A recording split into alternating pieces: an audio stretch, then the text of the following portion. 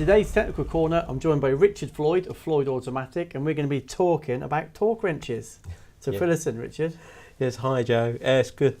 We're talking about torque, or talking about torque wrenches indeed. You got me on that one.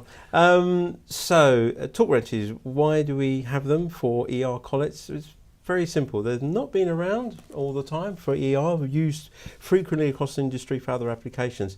But how often do you see problems with clamping, basically clamping tools on static or driven tools on the machine? All the time. All the time. They get broken nose caps, or they damage the drills in the process. We have a range of tools here that allow you to overcome several of those problems. One of them is access to the collet. Often a standard, what we call a claw spanner, can get in the way. You can damage your hands, etc.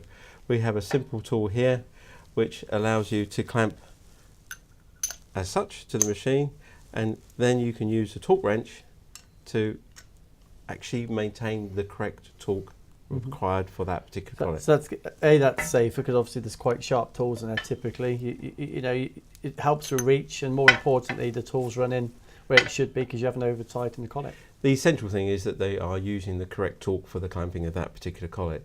This is particularly important on driven tools, where cracked nose caps can actually cause the problem of the unit to drive or to run out of balance, and therefore damage the driven tool. So it's very important, specifically, or more importantly, on driven tools. So we're not talking about spanners with bars and hammers and over-tightening collets? Which is often seen, particularly yeah, when a collet does become over-tightened. And the reasons why it's become over-tightened is because somebody tightened it up too much in the first place.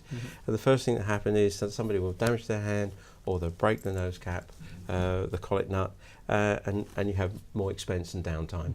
So. Yeah, because presumably these are fairly inexpensive, so again it's a must, isn't it?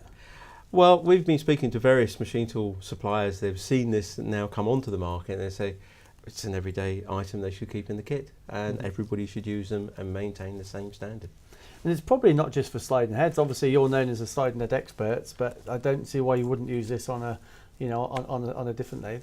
Any ER collet application, clearly on certain sliding heads, is very compact to work in, and therefore having these additional aids for doing the job properly is important.